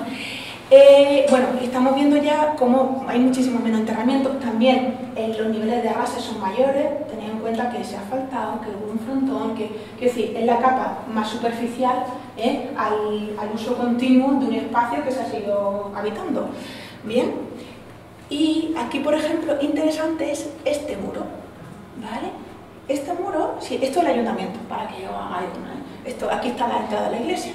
Este muro, que bueno, que había enterramiento y tal, este muro a nosotros al principio nos llamó un poco la atención porque este muro, ¿a qué viene? Pues será un templo. No, porque no tenía mucha entidad. Entonces propusimos que, a ejemplo de algunos cementerios que en Guipúzcoa, en el siglo XVIII, se sabe que estaban vallados por un muro. Pensamos que en algún momento esto estuvo cerrando el espacio cementerial, por lo que fue, posiblemente en el XVIII o así, que es una costumbre que aquí en Vizcaya apenas se ha documentado, o por lo menos que tengamos noticia, pero en Guipúzcoa sí que encontramos algún ejemplo. Entonces nos pareció interesante y bueno, pues lo mismo tenemos aquí un ejemplo en Vizcaya de ese tipo de costumbre que hasta la fecha pues no nos habíamos percatado, ¿vale? Y bueno, como veis aquí vemos ya un poco, esto es casi como empezamos, ¿vale? Día de hoy, casi, no voy a decir siglo XXI, pero casi a finales del XX. Bueno, aquí, y bueno, un poco yo dejo ya en plazo a mi compañera María José, que en la próxima charla, pues sí que va a coger un poco desde aquí, hablando pues, de los diferentes templos y bueno, un poco la información que todos hemos utilizado, porque su investigación es maravillosa. Y bueno, nosotros nos hemos centrado un poco en esto que hay veces que no sale tanto en los textos, ¿no? Y bueno, la suerte que tuvimos de hacer esta excavación y los resultados tan impresionantes que dio. Y para terminar, un poco así como lluvia de ideas, para que entendáis por qué he venido diciendo todo el rato que ha sido tan interesante o que de verdad ha tenido significado. Bueno, para nosotros un poco, lo he puesto así en inglés, pero para que me entendáis, como hay que excavar local, pero hay que pensar global. Y eso es un poco lo que hemos hecho con Corlitz. No es porque sea un ejemplo puntual en un pueblo de Vizcaya, pero sí que todo lo que la Alta Edad Media, incluso también las investigaciones con los cementerios, diferentes cementerios o necrópolis documentadas, que aunque pueden ser más comunes porque ha habido otras, desde el punto de vista arqueológico, gracias a un registro bien llevado, por ejemplo, etcétera, pues se ha podido sacar mucha información que en otros sitios pues, no se le saca. Y sobre todo excepcional el tema de los registros de la Alta Edad Media. Eso es un verdadero tesoro, porque es que ha marcado un poco lo que ha sido, a nivel de cornisa cantábrica, ha sido un ejemplo sin parangón. Entre la cantidad de espacio documentado y el registro que hemos tenido, realmente ha sido bastante interesante. No solo en Vizcaya, estamos hablando de Euskal Herria, cornisa cantábrica y desde luego a nivel estatal.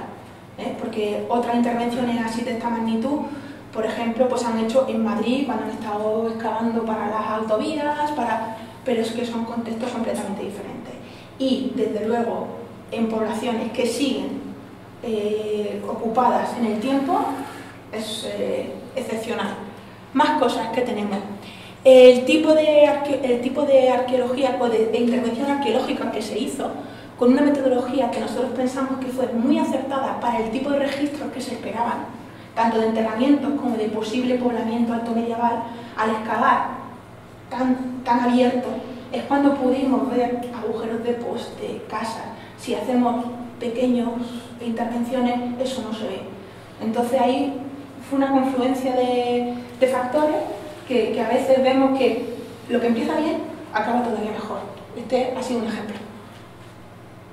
Y bueno, también creo que es interesante, también a nosotros mismos como arqueólogos y arqueólogas, ver que a veces, yo que me dedico a la arqueología preventiva y un poco lucho ahora desde la otra parte de la barrera, desde la academia, en reivindicar a los arqueólogos y las arqueólogas profesionales el trabajo que hacen, porque a veces solo lo único que hacen es recibir de todos sitios, reivindico que este tipo de intervenciones que se hacen porque viene una obra, siempre con prisa, tal, también sirven para investigar, también dan resultados excepcionales y que a veces no tenemos que estar hablando de investigaciones de muchísimo calado y tal para tener resultados. Este es otro ejemplo. Luego, interesantísimo desde el punto de vista del nacimiento de las aldeas o el desarrollo de lo que es las aldeas, porque hemos estado hablando que en el siglo VI posiblemente pues, estamos hablando de un poblamiento a base de granjas, a veces incluso monofamiliares o así, que posiblemente podría ser el caso de Gorli, y como luego esas poblaciones de una forma seguramente endógena empiezan desde un punto de vista social a ser mucho más complejas.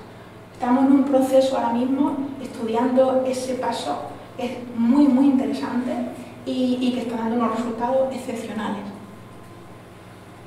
Bueno, también el tema de las monedas, que aquí un poco en la cornisa cantábrica pues no se trabaja tanto y bueno, pues hemos conseguido avanzarlo y luego cantidad de elementos, como habéis visto, que han aparecido en la intervención y que bueno, pues que han dado muchísimo juego y sobre todo ahora de no solamente datos, sino intentar ver qué significaban, cómo lo han vivido las personas que estaban allí y un poco, bueno, espero haber transmitido eso que era mi intención.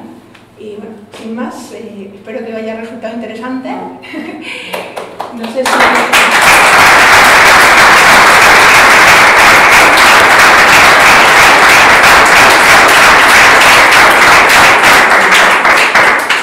Quizás ha sido un poco denso, pero bueno, no sé si tenéis alguna duda. Caldera ni quedó.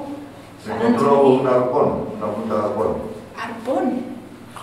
O abuelo o algo. No, un gancho de hillar. Sí, está en el museo. Un gancho de hillar. ¿Te refieres a eso? Sí. Una cosa de metal muy grande, ¿así? Sí. Sí, un gancho de hillar. Está restaurado. Y un gancho de hillar, no sabéis lo que es. Un gancho de hillar es cuando hay un fuego en una cabaña, becosúa, ¿vale? Es un fuego bajo. Pues cuando está así, o en el caserío que también está así, lo que cuelga de la viga, ese gancho, eso es un gancho de hillar. Ese, y luego también salió un hueso de ballena, que también está en el museo. Y hay bastantes cosas. De Gorliz, en el Museo Arqueológico, hay bastantes cosas. También en las pantallas hay fotos de la intervención, bastantes, en la Alta Edad Media. Y en la vitrina de gestión y eso también están las huellitas de Gorliz. Sí, en la exposición permanente. Es que salieron, el material era, desde el punto de vista cerámico, excepcional. Y luego, pues bueno, hablamos mucho de eso. Luego también aquí en Gómez hay dos ermitas, aparte de Sí. La de San Martín, que está en Panos, lo que estuvo, y la de, no sé si se llama San Fausto, que está en San Patones. Si habéis hecho algo ahí. No, que yo sepa, no. Que yo sepa, en Gorliz, desde el punto de vista arqueológico, está la intervención marina, de arqueología subacuática, que se hizo, creo, recordar. Y no me suena. Plencia sí tiene alguna intervención más, pero sería interesante, a la vista de los resultados, revisar un poco una relectura de la relación Gorliz-Plencia. Sí. Estaría bastante bien. Entonces sería. Yo estaba en la ermita de San Martín de Farrell, estaba yo. Sí. Estuve viendo allí el cuadrado que era, y lo único que quedaban eran trozos de, no sé si ladrillo o teja o eso. A ver, la ermita lo que pasa es que es un tema muy interesante, que un poco, claro, Gorliz lo diferente es que sigue habitado. Lo normal hubiera sido que la ermita esa del siglo XI se hubiera quedado en el monte. Quiero decir, muchas de las ermitas que aparecen o que tenemos en nuestro territorio, de hecho se le llaman despoblados. Despoblados, pero justo por lo contrario, porque dicen, ¿qué hacéis la ermita perdida? Y no, algunas habría que ver qué ermita y qué cronología y eso, ¿vale? Pero muchas de ellas seguramente van a estar asociadas a algún tipo de poblamiento, ¿vale? Pero habría que ver esto. Es que en el siglo XII lo que pasa es que hay un proceso de recentralización de la población. Entonces va a haber poblaciones que absorban ese poblamiento y zonas que se queden despobladas, ¿vale? Pero a veces la ermita ha quedado en pie, o se ha mantenido, o luego el pueblo la ha vuelto a rehacer en el 19, esas cosas, ¿no? Esas típicas romerías y así. Entonces, bueno, habría que ver cada caso, porque cada caso tiene su especificidad, sus datos históricos y todo eso, ¿eh? Pero bueno, un poco sí que son los procesos en los que se trabaja, y sobre todo es que antes se pensaba que, o se entendía que estaba la ermita, la iglesia, iba a la población, y ahora la arqueología ha demostrado que no, estaba la población, iba a la iglesia. Como ha pasado aquí, como ha pasado en Álava. Sí. Muy bien. La parte de las cerámicas, sí. He entendido, parece ser que habéis demostrado, creéis que había una producción más o menos industrial de diferentes calidades. ¿La producción creéis que estaba aquí o no? ¿O podía estar en un guía y podía moverse porque se aparece el mismo tipo de cerámica? No, bueno, industrial a lo mejor una palabra un poco... Sí, bueno. Pero te entiendo. Te entiendo. Sí, no, a ver, yo en esto me baso un poco en el artículo de una persona que sí que es especialista. Lo que tiene muy claro es que la producción estaba aquí. De hecho, el porcentaje, o sea, llamó la atención de golpe un porcentaje muy alto de este tipo de vasijas, bueno, de ollitas que son, era raro, sí, es de uso. Entonces luego se empezaba a ver, oye, es que este caso es paradigmático, es que este tipo de material está así, este tipo de interesantísimo. Y luego, pues bueno, se dieron cuenta pues que también había ese tipo de material en otro registro. Entonces, bueno, pues más que nada eso, lo importante ha sido pues que tipo de producciones que se pensaban que eran simplemente de casi de autoconsumo, pues que hemos visto que no. A ver, a veces eso lo que conlleva es que piensas que la persona o la comunidad que lo está realizando, pues que no tienen mayor desarrollo o complejidad técnica, pero te estás dando cuenta que no. El material se ha confirmado o se ha estudiado que el material de esas pastas en las que está hecha esa cerámica de Gorliz pueda tener algún yacimiento aquí, alguna cartera, algún... Pues mira, eso sí que no lo hemos mirado. A ver, normalmente las pastas suelen sacarse de cerca, ¿vale? Luego hay procesos de decantación, etcétera. Y lo que pasa es que, bueno, pues que puede haber pastas más decantadas, con lo cual implica un mayor proceso, es decir, porque tengan menos desgrasantes, suelen ser pastas más finas, más limpias, lo que es el corte de la pasta. Y otras, las groseras, por ejemplo, pues que suelen ser más burdas en ese sentido, pues porque entendemos que son producciones que están haciendo casi en casa. pues que entonces hay desgrasante, la pasta es más gorda, obviamente eso implica que se rompen más, que tal, que guay, ¿no? Pero bueno, luego el mismo proceso de cómo yo preparo la pasta para hacer la pieza que toque, pues también implica una técnica más compleja o menos compleja. Que nosotros lo que lo uníamos siempre era a eso, al tipo de uso, ¿no? Y ahora hemos visto pues, que hay veces que esa pasta que entendíamos como técnicamente menos compleja, pues que también casi que lo están haciendo casi a lo que pide la persona que quiere esa pieza, que es la misma tipología pero con diferente pasta. Implica pues eso, un grado de especialización serio.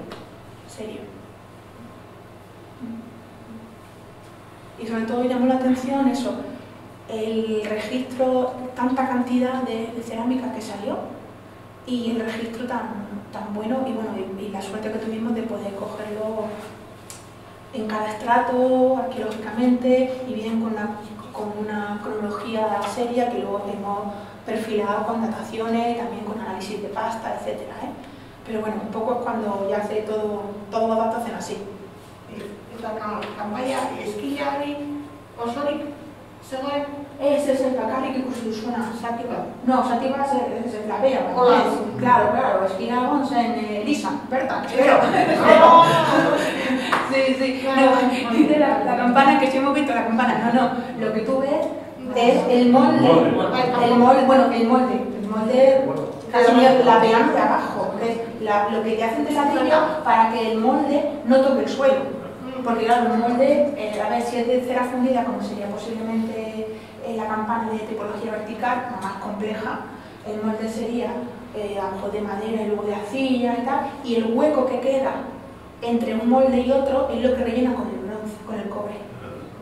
Entonces, por eso viene fundido y hecha. Entonces, claro, lo que te queda es lo de abajo. Claro, al sacar la campana están rompiendo el molde, ¿no? La historia es que, talleres de maestros campaneros, eso no existe. Hasta casi época industrial, que ya se asientan en un sitio y ya un poco, como tú has dicho, industrializado totalmente. Pero hoy, en aquel momento, estamos hablando de producciones casi familiares, ni siquiera se puede hablar de lugar de procedencia. Se veía que de la zona de Cantabria, pero luego el siglo XVI toma mucho auge los que son de Durango y esta zona. O sea, hay datos casi de familias. Pero claro, es que la familia entera se encargaba de la campana. Y conforme se iban arrasando todo, claro, porque si llegaba otro, le copiaba la forma, la idea de cómo hago la campana o mi campana suena mejor que la tuya, ¿no? Entonces ahí, bueno, pues estaba ese juego y a veces por eso nos cuesta mucho documentarlo arqueológicamente, porque es lo que te encuentras ya roto. Entonces, cuando te lo has encontrado así como rellenado, y algo, qué bien. Qué suerte. Gracias, bueno. Una pregunta y una reflexión. Vale. Eso ahora hay un parking ahí. Hay un parking, sí, yo he intentado aparcar, sí. Eso está ya acotado, terminado, nunca más se va a tocar. O sea, dentro de X años se levante el parking y se vuelve a trabajar, entiendo. Bueno, no. Y luego como reflexión, ¿no? Estamos aquí por la estela de la arena, que sí. Me parece en una casa, que sí. han pasado unas obras, sí. Y tú has hablado de zonas de presunción arqueológica. Se ha hecho una calle nueva, nadie ha mirado nada, sí. No ha venido ningún arqueólogo, supongo, con lo cual sí. Igual estamos perdiendo un montón de activos para hoy. Puede ser. Este yacimiento, sí. O la estela, como pudiera parecer. Sí, una reflexión compleja. Sobre eso tengo una tesis. No, te explico. Mira, justo al empezar hemos estado hablando un poco sobre la reflexión que hace la primera. Técnicamente, nosotros en esta intervención, en este caso concreto, el espacio que se estudió, yo diría que está acabado 100%. ¿Por qué? Porque se excavó de tal manera que es que hemos llegado al firme. Entonces, lo que pasa es que bueno, eso se queda protegido con un geotextil, entonces está perfectamente documentado, que es lo que he comentado antes. O sea, nuestro trabajo también funciona así. Tenemos toda una documentación que, imagínate tú, que el ayuntamiento decide que quiere abrir el horno de campana. Somos capaces de decirle con una exactitud de 5 centímetros dónde está el horno, ¿vale? A ver, eso por un lado, o sea, la propia actividad, la práctica arqueológica es destructiva en sí misma. Nosotros vamos leyendo páginas y claro, si no pasas la página y no la lees, no puedes ir a la siguiente, ¿no? Sobre lo que comentas de, ahora eso es un parque, no sé qué, sí, y yo soy arqueóloga, pero es que yo entiendo también que estamos en el contexto en el que estamos, una ciudad que tiene que seguir viviendo, que puedo decir que puede haber criterios o prioridades o etc. y tal. Pero bueno, yo entiendo que no es que el desarrollo, sino que la vida de la ciudad tiene que continuar. Hay veces también, o los registros, por ejemplo, que tenemos en el País Vasco, normalmente no suelen ser monumentales. Eso es un hándicap y una dificultad para nosotros. Porque yo puedo estar flipando en colores, hablando mal y pronto se me permitís la expresión, con un agujero de poste, pero tú me dices, y literal, es que es un agujero. Pero claro, el significado que yo le estoy dando a ese agujero, eso es lo que nosotros tenemos que transmitir. Y a veces es complicado porque cuando no ves una muralla de 2x2, pues entiendo que a las personas que no están habituadas pueda costar. Aparte que la arqueología en sí misma, pues la de entenderla y eso, pues es complejo, pues porque hablamos de plano, de una capacidad de imaginación, de ubicación en el espacio, que a veces hay que dirigirlo, ¿vale? Entonces eso es un reto para nosotros, un hándicap y un reto. Esos registros, por ejemplo, si nosotros dejamos la plaza abierta, ¿qué conseguimos? Me ha comentado un metapilato, a veces, quiero decir, se habla mucho, y luego te sale abajo. ¿Y qué te explico? Que hay enterramientos, que es que a veces hay que tener en cuenta un montón de factores, ¿eh? Y mira que yo me encanta lo de la integración y los restos, y claro, es que es mi trabajo, pero también tengo que tener en cuenta otra serie de cosas. Entonces, a veces que aparezcan muros o enterramientos o descontextualizados, no lo sé hasta qué punto eso es operativo. ¿Cuántas veces se han hecho reintegración y acaban siendo un basurero, un aparcamiento y encima están al aire y es peligroso? Quiero decir, al final es peligroso. Peligroso porque se destruyen. Han estado cientos de años debajo de tierra y se han mantenido, ¿no?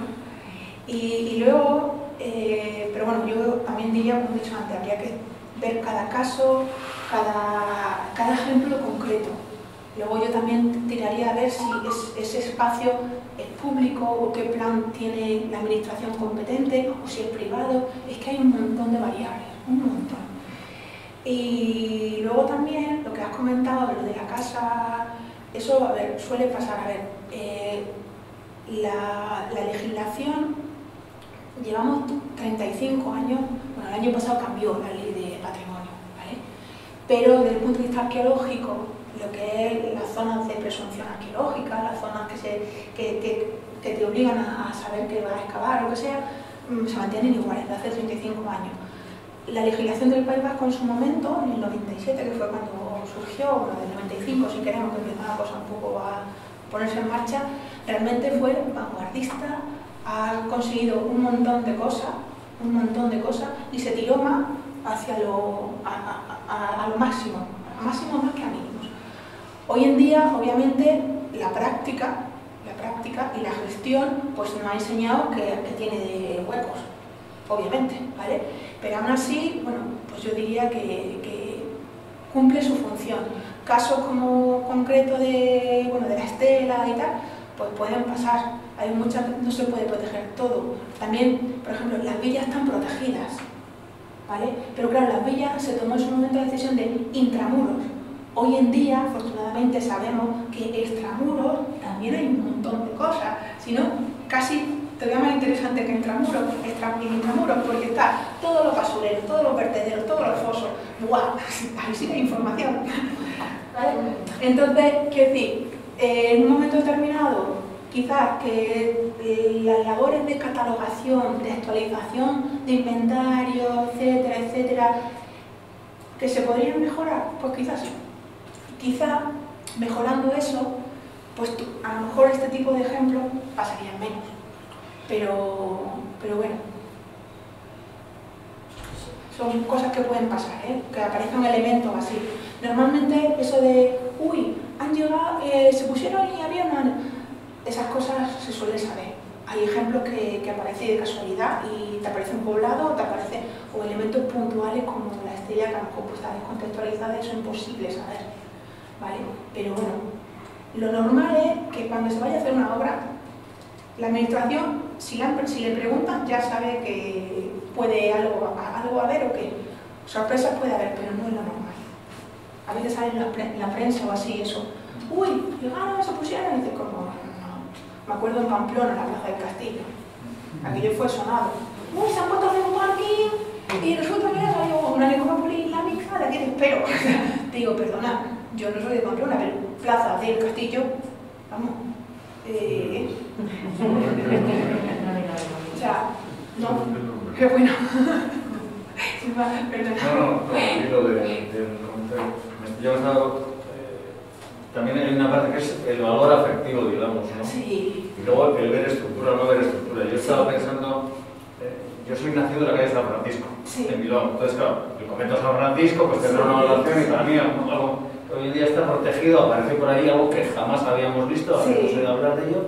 Sí, está en tranquilidad, pero... Y ves, pues bueno, las bases, pero de una edificación, ¿no? Esto es como bastante más difícil de apreciar por parte, hablo en general, ¿no? Sí. Bueno, ¿qué había aquí? Pues unas piedras. Sí, es sin valor artístico. No, había un capitel, esto era de... Bueno, el convento San Francisco, el caso del convento San Francisco en Bilbao, puede ser uno de los ejemplos justos de lo que tú has comentado, pero en sentido positivo. O sea, que se iba a hacer un parking y se paró. O sea, yo creo que, vamos, casi si es el caso único a nivel estatal, casi, ¿vale? Entonces, bueno, pues ahora San Francisco, bueno, pues tiene su cosa, porque hay un momento, es que ves la calle. Ahí estás en una calle y la altura de los muros de este pelo. Entonces, bueno, entiendo también una serie de circunstancias. El proyecto RIA 2000, las ganas de un poco revitalizar esa zona con equipamiento cultural que podía ser potente. Estaba también el museo que hace museo de reproducciones. Exactamente. Entonces, bueno, una serie de, unos restos, pues bueno, bastante interesantes, con bastante potencia. Entonces, bueno, confluyen una serie de ideas, de historias, de convicciones y sale. Que la excepción que confirma la regla, porque yo creo que lo normal hubieran dicho, no, de aquí va un par y no se mata nada. Pero bueno, tampoco creo que sea muy visitado. O sea, visitables sí, pero visitados no sé. Pues a ver, lo lleva el Museo de Reproducciones, hacen visitas guiadas. Ahora con el tema del confinamiento y toda esta historia está un poco regular, pero bueno, tanto el Museo de Reproducciones como el Museo que le llaman un poco la misma gente, se mueven bastante. Estoy contigo, creo que no se visita tanto como debiera o debiese. Yo, vamos, hay gente de Bilbao que tú dices, ¿qué tiene eso ahí? Y no lo conocen. No quiero decir que vamos, que Bilbao, no, aparte del confinamiento. Ahora está el turismo, tal, no sé qué. Se llevan a los turistas, pues no lo sabes. Y yo diría que la mayor parte de la población de Bilbao no sabe. Yo en la universidad me llevo a alumnos y cuando les dices que va a San Francisco te dicen eso, pero eso está ahí. O sea, no vamos a tocar cosas que no sé de San Francisco y cuando lo veo por ahí, no. Bilbao la Vieja, digo, no, Bilbao la Vieja es otra cosa. No, yo San Francisco digo la zona del Corazón de María. La plaza del Corazón de María, debajo, que está el antiguo convento de San Francisco, el museo del convento. Sí, y el museo está detrás. Bueno, el museo está al lado y se entra por... Estuvo en un lado, en el sí, pero la zona de educación y donde la gente un poco va a pintar, o sea, hay que llevar alumnos para que hagan reproducciones, está detrás. Pero bueno, como infraestructura, bueno, fue una apuesta. Pero sí, tiene. Igual puede pasar con San Antón, así. Parece que no hay nada, pero hay unas cosas que he pensado. Dime. Sí. Una cosa, Sí. escribiendo sobre Gorliz en el siglo XVIII, Iturriza, el cronista, dice que la iglesia de Gorliz Sí. está fundada en el siglo X por Sí. los labradores censuarios. Sí. Hasta hace 20 o 25 años pues, se consideraba eso una bañada, Sí. bueno, muy legendario, muy mitológico. Hoy hasta se habría quedado corto, según esto. A ver, yo no soy cronista como para identificar la ermita que hemos visto con eso, porque cuando yo empecé a documentarme un poco para el tema de la excavación y tal, creo que había referencias que esa supuesta iglesia pensaban que era una de las ermitas que estaban fuera y tal.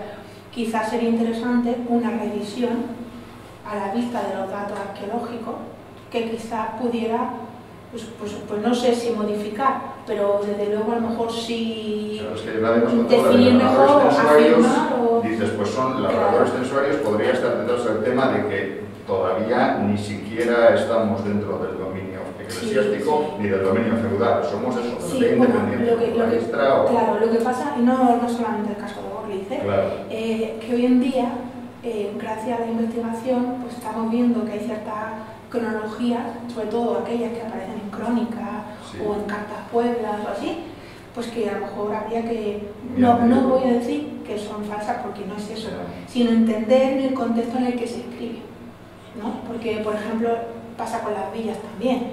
Fundación de, aparece la validación de la Carta Puebla que desapareció Pero no sobre nada. en 1399. Ya, pero yo tengo una datación del siglo XI en esa calle, ¿no? Y tú dices, pues entonces ¿qué me dices? No, vamos a ver, es que estamos hablando a lo mejor de formas de entender diferentes. Una cosa es poblamiento, como se está viendo aquí, que hay una comunidad asentada, ¿vale?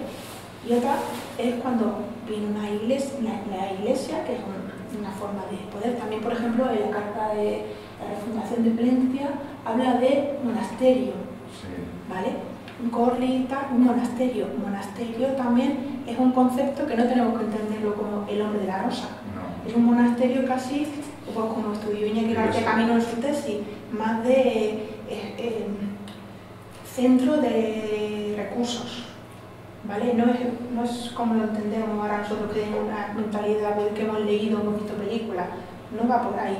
Entonces, claro, esa terminología nosotros ya asociamos con algo, pero hay que entender qué palabras usan, qué entendían ellos por esas palabras y desde luego lo que hay que verlo con ojos de investigador y decir, mira, tengo estos datos, tengo otros, voy a ver, y a veces no se llevan mal. Lo que pasa que, pues, si pone fundación por el siglo X, no sé qué, entonces ¿esto quiere decir que esto es cierto? No, es que hay veces que son compatibles, porque estamos hablando pues, de fuentes diferentes.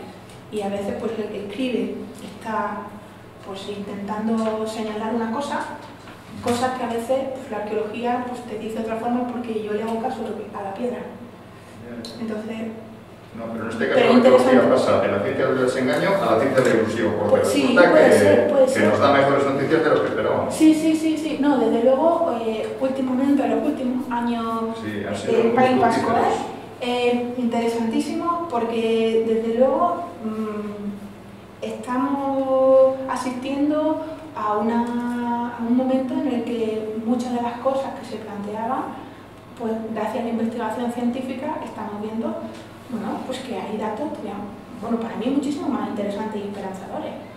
O sea, es interesantísimo, está hablando de poblamiento en el siglo VI, con unas características, con una evolución al 8, una pasada a lo del 10, pero no solamente aquí. Aquí se ve una cosa que se está viendo en otros sitios, ¿eh? Es decir, es que estamos hablando ya de procesos generales, es interesantísimo. Y todo esto se nos lleva al 12 y el 12 a las villas es muy interesante. Quizás en los próximos años pues tengamos que asistir a una revisión seria de criterios, de cosas que aprendimos en la escuela. Ojalá lleguen, porque hay veces que, como dicen a veces los libros de texto, dicen, lo único nuevo que hay en la historia es lo de Atapuerca, todo lo demás sigue igual. Ojo, pues nosotros no paramos de investigar, ¿eh? O sea que estamos en ello. Bueno, este tipo de actos, de posibilidades, eso a nosotros nos resulta interesantísimo. Nos parece, bueno, yo me siento una persona afortunada, pues porque puedo transmitir esto, que al final es la esencia propia de nuestro trabajo. O sea, a mí esto que se quede en un artículo también, profesionalmente me viene genial, pero realmente nuestro trabajo No, también se lee, también están bien, sí. Que también se lee, que también están bien. Sí, pero quiero decir, que a mí profesionalmente me puede venir muy bien, pero que realmente es que la gente, sobre todo, y en este caso la gente de Gorliz, diga, joder, o sea, mira lo que tenemos, ¿no? O sea, la mejor forma de conservar o de valorar es conocer. Entonces, la próxima vez que tengáis alguna obra o haya alguna cosa y vengan los arqueólogos, lo veréis con otro ojo. Dime. Una pregunta, en todo ese proceso que has hecho antes del siglo XVI hasta el siglo XIX, ¿se han encontrado restos de alimentos, de cereales, de molinos? No, luego tenemos solo teníamos en lo que tú has comentado, esa cronología, enterramiento. Había algunos restos de cerámica, pero cerámica que no era, que se veía que no era de uso, que eran niveles de fragmentos mucho más de vidriado, tal, con una cosa de exportación, pero cosas en lo que nosotros llamamos contexto secundario, es decir, que no era el sitio donde se ha usado, venían de otro sitio y han llegado ahí pues, porque era un enterramiento, porque hay movimiento de tierra, etc. En el tema de poblamiento alto medieval, sí que tenemos las muestras para hacer flotación, buscar semillas, etc. y están en el museo. Pero mira, eso puede ser otra de las cosas que nos faltaría por hacer. O sea, aquí hay mucho trabajo. Documentamos hasta Texas. Algo realmente interesante. Siglo VII-VIII que se documenta en Texas, te está diciendo que las cubiertas, algo de teja tienen. ¿Es teja romana? No, teja un poco más, no, eran cachos, pero no, una tegula eso no aguanta, esas cabañas no, porque además en ese momento, siglo VI-VII, podemos estar hablando de dos tipos de o poblamiento que viene todavía de continuidad de lo romano, que puede tener algún tipo de continuidad, o poblamiento, como es este caso, Vitoria o así, que de momento pensamos que es desde cero. ¿Vale? Desde cero, pues a lo mejor, no voy a decir que viene así por nada, a lo mejor de algún momento cercano, lo que sea. Este es el caso, ¿vale? Normalmente cuando hay esa influencia, pues porque hay una línea o que sigue una ocupación que viene de esa época bajo, romana, lo que sea. Se ve que el panorama no es tan sencillo como parecía antes, es más complejo, ¿vale? Hay diferentes cauces y bueno, pues así va cambiando.